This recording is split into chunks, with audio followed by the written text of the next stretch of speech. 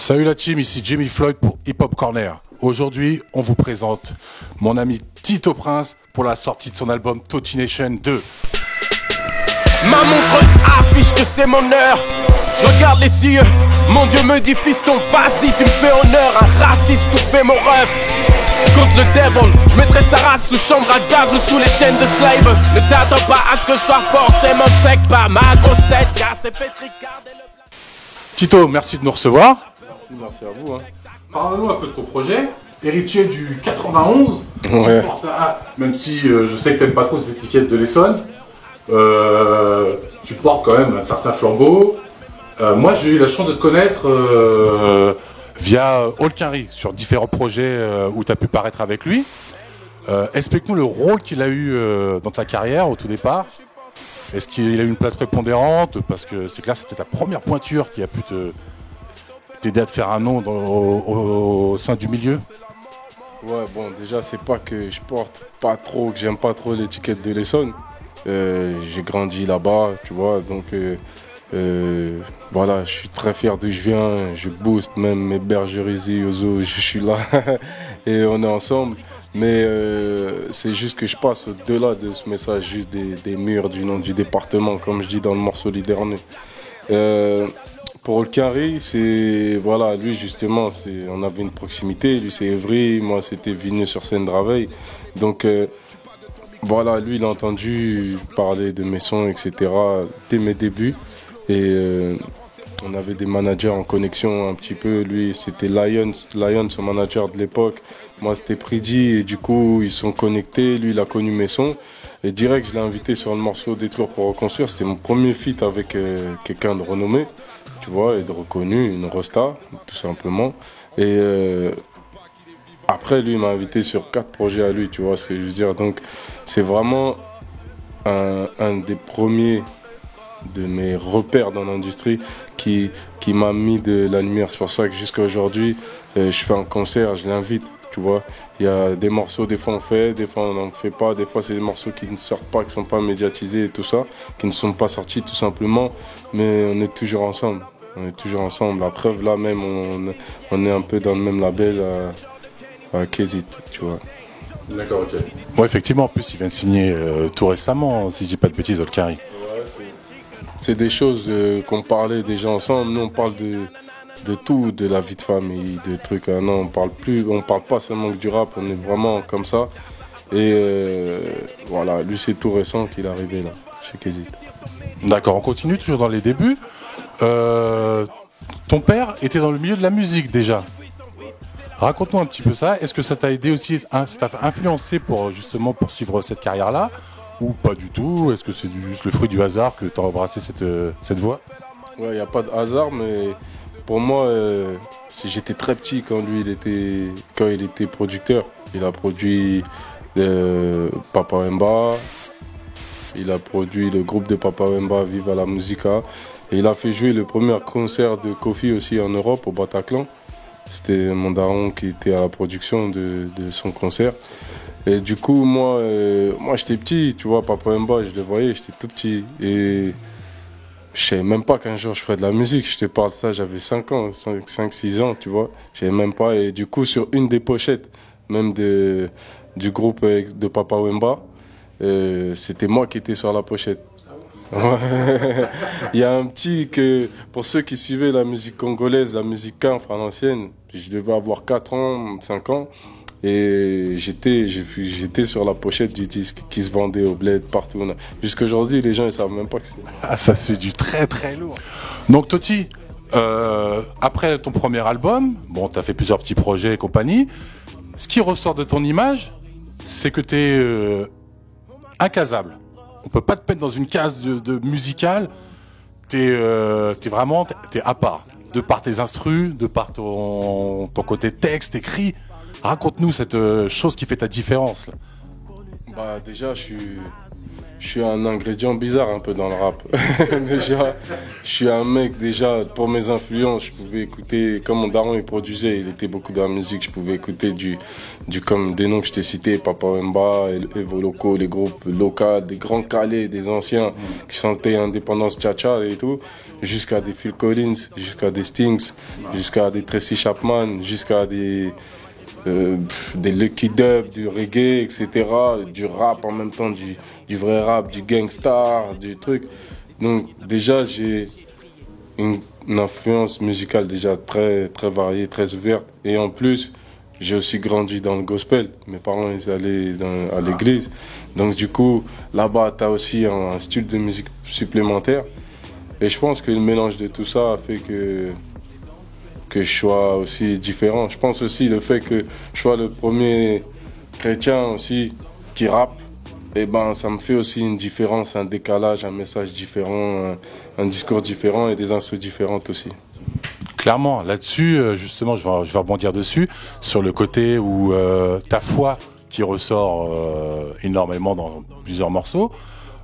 Est-ce que justement on t'a pas mis des barrières par rapport à ça? On t'a pas dit oulala mon Tito fais gaffe à ça, c'est pas trop un beau créneau qui a pas marché ou un truc dans ce genre là? Toi t'es informé toi. Non mais en vrai voilà, il y a certaines vérités qui te dérangent, qui sont en opposition au système dans ce discours là, et du coup t'es pas mis tout de suite en avant, tu vois. Tu dois montrer ton excellence et montrer que tu es attractif, il y a de l'attraction autour de toi. Et là, au bout d'un moment, on n'a plus le choix de t'inviter sur des plateaux, sur des émissions, et de te jouer même tes morceaux. Tu vois, là, je vois mes morceaux qui commencent à rentrer en télé, tout ça, sur des chaînes du câble. Voilà, je me dis que tout ce travail en amont, il n'a pas été fait pour rien. Et j'ai pas eu tort d'être têtu dans ma direction, tu vois, d'être clair dans ma direction. Moi, je veux comme ça, quitte à prendre ce risque-là de pas vendre tout de suite en grande masse, de pas être exposé tout de suite en grande masse. Ça m'a pas fait peur, cette image-là. Et des gens comme des DC's, il a fait partie de ça, tu vois. Lui, pourtant, c'est un musulman. Moi, je suis chrétien. Il m'a dit, dans ta musique, faut qu'on le chante. Il dit, quand j'entends Kerry James, je sais que c'est un musulman qui rappe. Quand tu m'entends, tu sais que je suis musulman et que je rappe. Quand tu entends Yous, tu sais qu'il est musulman qui rappe. Et toi, tu es chrétien et on n'entend pas de chrétiens qui rappent, tu vois. Peut-être qu'il y en a, mais on ne les entend pas. Et toi, n'aie pas peur de le montrer, etc. Donc lui, il m'a conforté déjà dans mon choix. J'étais déjà bien sûr, mais lui, il m'a rendu très têtu. Ah, ce qui confirme qu'en reste authentique, ça paye à un moment donné. Ouais, ça paye. Je voulais rebondir sur un autre truc aussi. Tu as une couleur musicale au niveau de tes instrus qui est peu commune. Est-ce que t'es pas un peu un cauchemar pour tous les beatmakers? Parce que franchement, je veux te dire, la première fois que je t'ai écouté, au début, j'ai été un peu, je sais pas, je vais pas dire un choc, mais j'ai eu une surprise. J'ai fait, qu'est-ce que... Oh. Donc, passer la surprise du beat, les paroles prennent place et tout. On fait, ah ouais, là, ok, on apprécie le message, le discours qui passe, mais c'est vrai que ça peut paraître étonnant à l'oreille classique. T'as des instrus qui sortent du commun. C'est clair, c'est plus difficile d'installer un truc que les gens n'ont pas l'habitude d'entendre, tu vois. Après, moi, c'est ma marque de fabrique. Je me dis que ceux qui sont restés dans le temps, ils sont tous arrivés avec un style de musique. Peu importe même le discours qu'il y a derrière, ils sont tous arrivés avec leur style d'instru. Tu vois, ceux qui restent aujourd'hui, tu sais quoi, des instrus à la Drake, à la J. Cole, à la Kendrick, même en France, on peut même dire des instrus à la PNL, des instrus à la Booba au début, bien qu'il y a beaucoup qui prennent son style à lui après, mais tu différencies tout le monde. Tu différencies tout le monde dans le choix d'instru, et pour moi c'est important d'arriver avec le mien. Après, comme c'est du jamais entendu, on met même des bruits on peut mettre des bruits de casserole, des bruits de machines dans une instru, bah, ça sonne quelque chose que tu n'as pas entendu, mais qui divertit et qui est agréable à écouter, surtout une fois que je pose dessus. D'accord. Mais concrètement, est-ce que, en règle générale, tu travailles avec les mêmes beatmakers ou justement, comme tout le monde, t'en reçois d'un peu partout? Justement, le côté où je te disais où tu peux être un cauchemar, est-ce que justement, il y a des mecs qui n'arrivent pas à travailler avec toi parce qu'ils n'arrivent pas à s'adapter à ton style qui est unique? Ouais, il y a même des grands beatmakers français qui m'envoient des prods et que je refuse. Je vais pas citer leur nom pour les préserver, pas leur faire une fausse pub, mais j'ai pu déjà écouter même 500 instrus, vraiment, parce que moi je peux rester écouter 2-3 heures toutes les instrus. Je suis resté déjà écouter des fois 500 instrus de grands beatmakers et à la fin je dis ouais, il y en a une peut-être. Ah ouais. Je dis, il y en a une peut-être, et encore, pourquoi peut-être? Parce que cette partie-là, je l'aime bien, et c'est cette partie-là qu'on va taffer comme ça, pour que ça sonne ça, tu vois. Et malgré qu'ils disent, mais on comprend pas, c'est ça qui marche maintenant, non, je dis non, moi je vais faire que ce que j'apporte, ça marche. Je vais pas suivre ce qui marche déjà. Je veux faire marcher ce que moi j'apporte. Chez Pop Corner, on a signé ton album. Et ce qui saute aux yeux, c'est qu'on a du mal à imaginer le Tito d'avant. Donc notamment comme un morceau sur Zyko où tu expliques, voilà, comme un peu plein de jeunes de banlieue, tu as dû faire tes conneries, etc. Zyko pas, s'acheter un paquet de biscuits Zyko est déjà dans le rouge, Zyko est fauché. Puis rencontre Pète, Niaco, Ri, Maliko et Huberto. Huberto parle de se faire de l'argent propre au sale bon. Tous votent pour l'argent sale gros. Zyko vole, Zyko raquette trop, Zyko cambriole trop. Il fait des débuts impeccables, enchaînant les délits de fuite. Tout ça en écoutant Biggie. Zyko un monstre dehors et à la maison un fils clean. Il fait la vaisselle et la cuisine.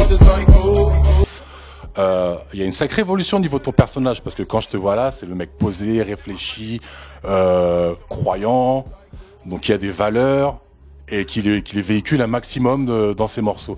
Raconte-nous un peu ce changement dans ta personnalité, ce qui a fait que aujourd'hui tu es comme tu es. Ouais, tu vois, c'est important ce que tu dis, qu'aujourd'hui quand tu m'entends, tu as du mal à voir ce que j'étais avant. Parce que le plus important, c'est à retenir ce que je suis maintenant. Mais c'est important d'expliquer ce que j'étais avant et que malgré tout, tu peux devenir quelqu'un comme tu l'as décrit, que tu as très bien décrit. Et c'est volontaire pour moi de le raconter d'une manière qui va te laisser imaginer comment j'étais, mais sans kiffer comment j'étais, tu vois. C'est-à-dire, même quand je parle de Zyko, je le raconte à la troisième personne. Toi, tu as capté direct que c'est moi, mais il y en a qui ont eu du mal à capter direct que Zyko, il me demande tout le temps, alors Zyko, c'est qui en fait Zyko? Alors que je le dis dans la première punchline du morceau, tu vois. Mais tellement, comme je le raconte déjà à la troisième personne, pour moi, ça me permet d'avoir un ton qui fait que je raconte l'histoire de quelqu'un d'autre.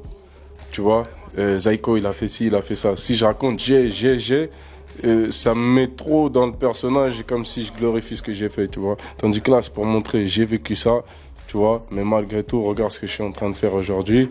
Et avant, je faisais peur aux gens. Et aujourd'hui, j'attire les gens plutôt. On ressent dans ton album que justement tu véhicules plein de messages comme ça, porteurs de valeur.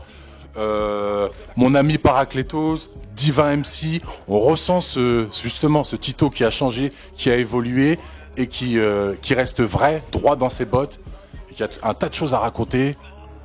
Donc ça aussi, c'est une belle image du hip-hop qui est montrée, contrairement à ce qu'on peut voir souvent où il n'y a plus beaucoup de contenu. Même par le fait qu'il n'y ait pas beaucoup de comment ça s'appelle, de featuring sur ton album, parce qu'on sent que pas beaucoup de monde peut poser avec toi, parce que ça parle vrai, ça vient du cœur. Donc est-ce que c'est vraiment ça, c'est ce que tu as voulu faire, retranscrire?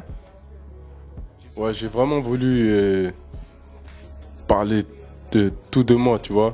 Vraiment cette partie-là qui est très très croyante, très vrai surtout, très proche de la réalité et qui vend la réalité, qui partage la réalité. C'est vraiment ce que j'ai voulu mettre en avant pour le terme hip-hop, même au-delà de l'aspect spirituel qu'on peut ressentir dans mes trucs parce que c'est moi, mais il y a cet aspect de humain, tu vois, qui aime les gens, qui est plus l'approche quand tu écoutes le disque, elle est plus dans l'humain plutôt que direct dans le business, tu vois ce que je veux dire, comme les CD à l'époque des KDD, tu vois, des gros CD, des Sachpo, des trucs, tu vois, je me rappelle des Mafia Tressé, même IAM, tout ça, même NTM, les gens. Il y en a qui retiennent que l'image divertissement, mais quand tu écoutes un morceau, laisse pas traîner ton fils. Tu vois, il y a une morale à la fin même pose ton gun. Il te le dit clairement. Tandis qu'aujourd'hui, il dit sors ton brolic. Tu vois ce que je veux dire? À l'époque, il disait pose ton gun. Tu vois? Et moi, j'aimais plus ce genre de rap-là. Tu vois? Ce genre de rap qui emmenait ceux qui écoutent du rap vers le haut. Et pas qui nous maintient dans une médiocrité. Tu vois? Voilà. Ok.